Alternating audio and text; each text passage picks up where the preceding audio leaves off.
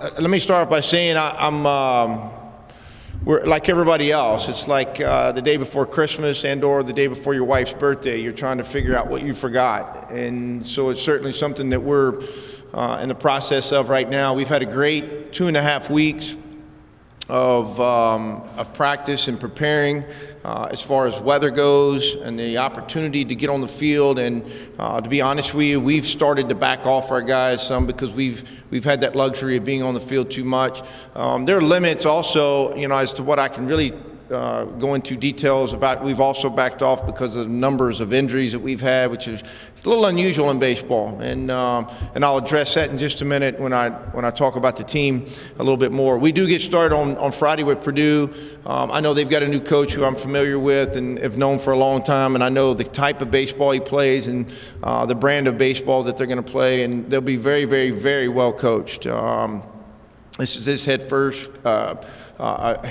job for the first time, and so we're expecting them to come in and be a very prepared a Big Ten baseball team, which I think the Big Ten was very successful last year, baseball-wise. Let me say this, we've got 4 players here that each will come up and you guys have a chance to talk about. I found myself last week, we had our leadoff dinner last week, which is a fundraiser, which was a huge success for us in raising money.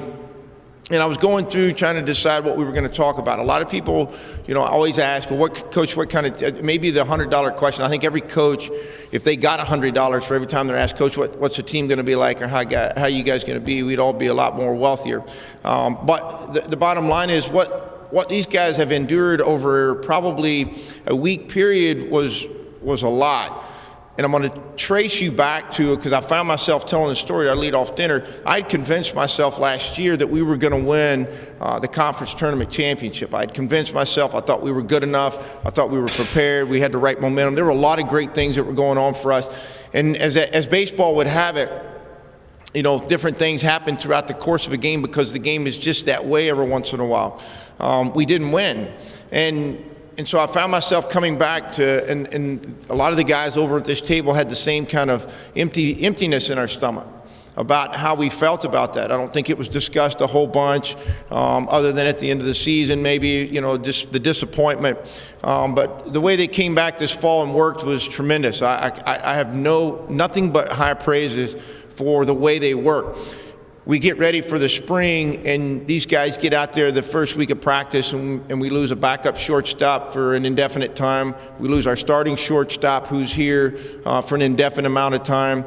We lose a guy that we projected could be our starting third baseman indefinitely, and then a guy who was in a battle to be our Friday or our Saturday starter. We had to pull him off. And so all this happened in a matter of about 4 days. And you start talking, we all use professionally that lingo, every coach does that I know of. The old theory, next man up, right? And anything else. And you start to see the complexity of the personality of your team start to change a little bit because they're disappointed too, because they can see, well, what's going to happen now that so-and-so and this. But these guys have continued on. And I say that in front of them, as I did last Friday night, because they have done that. Your opponent in baseball, in any sport, really, truly in life, your opponent doesn't stop. So in other words, they're not going to tell you. They're going to tell you, man, sorry to hear about you losing your starting shortstop or your number one player. I heard he's a great kid. But the reality is, they're jubilant inside because it makes their job easier, and they have a higher chance of winning. And so life goes on. And for these guys, we've tried like crazy to keep their feet moving, and they've done a really good job of doing just that. We've taken guys and moved guys into different places.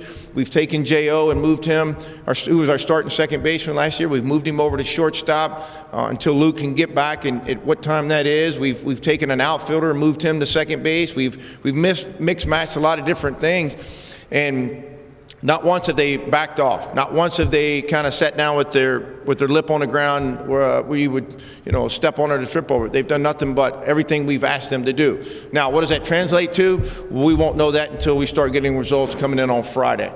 And that's the part of it for them that I think when they get up here, they're going to talk to you about. They're more ready about playing Purdue than probably I am. They're tired of hearing about me or hearing from me, and they're ready to go, have a different colored jersey, walk in the stadium, and get an opportunity to compete. The one thing I do know for certain about these guys, they will compete. I don't know the result. I do know that they will compete. They've done an unbelievable job all year long of doing just that. So we're excited for Friday to get here. Now you know the adverse part. Every team has a story that they've got a little bit to tell. The only reason why I told you that is because I think it's important. Mindset for you heading into this year, medically it seems like you're a clear mind. You don't have to worry about too much anymore. You can focus on baseball, whereas last year you're kind of getting back into the swing of things. It seemed like. What's the approach for this season for you? I hope to. I think now there's 4 guys over there that might tell you the guy still lost his mind, but I think that there's more clarity. I don't talk to my players about it much, to be honest with you. Even from day one, I didn't want them to have to deal with this. I see things better today than I did 6 months ago. I see things way better than I did a year ago, 2 years ago. The chemo had an effect on my brain that made it a challenge for me at times. I seem or appear to think at least to have a better grasp. I might be telling myself a big lie too, but I seem to have a better grasp of what's going on. I'm not quite as forgetful, and I recognize things a lot better than I did a year ago, and I can see pictures of things that I used to be able to see a lot clearer. So for me personally, I feel a lot better. I'm able to do a lot of things that I love to do, to work out and do different things to hopefully help my mind get back into a very sharp manner. There's a lot of guys that we were accustomed to seeing the last couple of years shooting like their goals. Is this a young and experienced team for you guys? Yeah, there was 600 and some odd innings pitched last year. We lost 420 of it. You can do the math and figure out that we have a lot of new faces on the mound. That was probably the largest challenge going into the year this year, knowing that we had a lot of new guys. Experience is hard to get in an inter-squad game. It's hard to experience as an athlete when you do something wrong and you've been so used to being successful as a high school athlete, and then in college all of a sudden you do something wrong. It's so magnified. They're not used to that, and they're not used to failing as much either. And then all of a sudden, they have to answer in front of a question, or they got to answer to a lot of other people why they failed. And so confidence becomes such a huge thing. That's experience to me. The experience part of throwing a bad pitch in the wrong time, yeah, you gain that. It's what you do after that, really, to me, that experience starts to be told out. That's the confidence part of it, and that was, I felt, going to the season, this was going to be our largest challenge. I think at times we had 4 freshmen on the field last year. That's a lot of guys position-wise. So I'm comfortable and confident about the returning players that we have. If we get them all back on the field at the same time, they've got a lot of experience. The mound part of it for me is right now the unknown. We don't have as much information about it yet. Talk about some new faces with some of the old ones that left. 5 guys got drafted after last season. How big is that for the program, specifically in recruiting and everything, to kind of show that you guys are rising? A lot of people can look at it a lot of different ways. You can look at it like we've averaged probably 3 to 4 or 5 guys every year being drafted. I think what we have done here is, because we don't have 2 and 3 deep at every position, draft guys, we have to develop the people that we have. I could go back and tell you in the 80s when I was playing, I played behind 3 big leaguers. That doesn't happen very often, right? So we have to develop the guys that we have right now, and I think they benefit individually from that. And so from a recruiting standpoint, we do talk about that. Hey, you're being tabbed as a guy who needs to come in here and play. Our infielders, if you go over and you look at the long history of infielders that we've had here at Texas State over the last 15, 17, 18 years, however long I've been here, it's pretty impressive when you look at all the guys that have gone out and played professional baseball. And so I feel like we do a great job of developing. You'll see a lot of familiar faces with, J.O. was our leadoff freshman, and Ryan Newman last year was a freshman, played first base for us. Names you'll start to remember and recognize, and they had quite a few at bats and hit in the middle part of our order at different times. Really, truly, I think we have 3 seniors. Quinn Atwood, who's here today. has been a reliever for us for 3 years, and you get beyond, on the pitching side of it, there are very few guys that have a lot of innings. Joe Powell, and so everybody else is going to be brand new, which is the inexperienced part of this thing. Huber and Felipe Rodriguez both caught for us some last year. Dylan Paul played in the outfield, and in return has had a great camp for us, and is going to catch and play in the outfield for us this year. And so and we've brought in a handful of new guys, and then hopefully at some point in time soon enough, Luke Shirley will be back out there at playing shortstop where he's been the last 2 years, every game that I can think of. Coach, how would you gauge the competition now in the Sun Belt? You had the national champion, the Sun Belt was ruling before the addition of Coastal Carolina. Just how competitive is it? Yeah, I mean, so when you try to tell somebody who's not a big baseball fan, college baseball, they like it because it's Texas State, maybe it's their alma mater. So I'm trying to explain to them. It's easy to explain to them, like, hey, we have Texas coming here this year. We have A&M coming here this year. We have Rice that's coming here this year. And they get so, and rightfully so, they get so excited about those names, as I do too. Everybody does. That's part of, why we recruit because we play those teams, and we go there and they come here, and it is great for our program and our community and our university, by the way. And now you as fans or our fans expect that. But now you talk about we open up conference with the defending national champion. Well, that has a little different ring to it.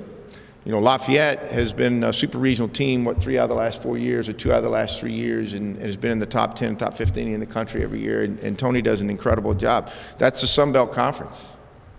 I mean, when people say, you guys get all excited about the Texas game, and we do. Yeah, absolutely we do. But the defending national champion will be here to open up our Sun Belt play. I think that speaks incredible volumes about our conference and what the kind of baseball is being played here.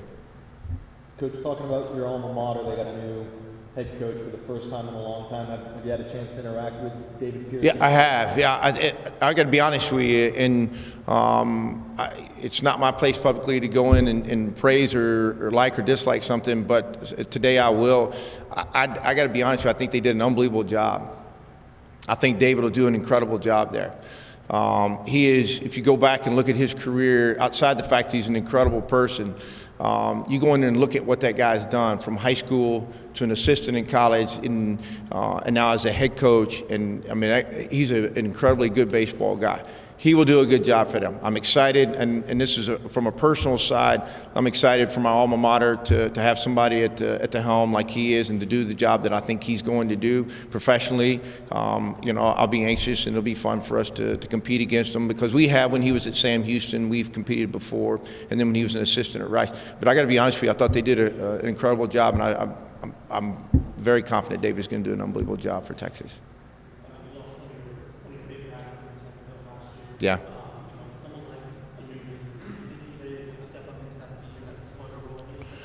You said who? Tanner Hilden, Ryan Newman? Yeah, look, I think he's, and you'll get a chance to meet him in a minute. Yes, he has it. You don't replace personalities. You can put people in the order. That's where you start replacing them, right? He was a constant in the 3 or the 4 hole for us for 2 or 3 years and did it unbelievable, enough to be named an All-American. And so we have to replace the number, 14, 15 home runs, whatever he hit last year. And certainly in our ballpark, we always felt like every time he came up, there was that chance he was going to hit a home run. And so our offense will be a little bit different because of that. We're not going to stand in there and have guys sit in there and swing as much. We are going to have to be a little more creative, and we are capable of being more creative, because I do think we have some guys who can run the bases and do different things, and so I'm anxious to put that in play. You've got some new faces on your staff too. One that sticks out to me is Robbie Walsh. Why does he stick out? Oh, he was supposed to be here today, and he had to go pick up something in Austin. I was going to introduce him to you guys today. Yes, it's Paul Goldschmidt's little brother. He is our new baseball ops guy. He's an unbelievable guy. If you guys really got a chance to be around that family and just see how unbelievable that whole family is, you would recognize why Paul is who he is today, and why people adore him, and because he is so professional and he's so good at what he does. But it starts, I promise you, it starts at the top with his mom and dad. had. And Robbie's going to be the same way, and he'll do a good job. He's hit the ground running for us. We got, like I said, he got here in January and then had to take on our leadoff dinner, which is a huge, huge event for somebody to have to try to take on the very first thing they do.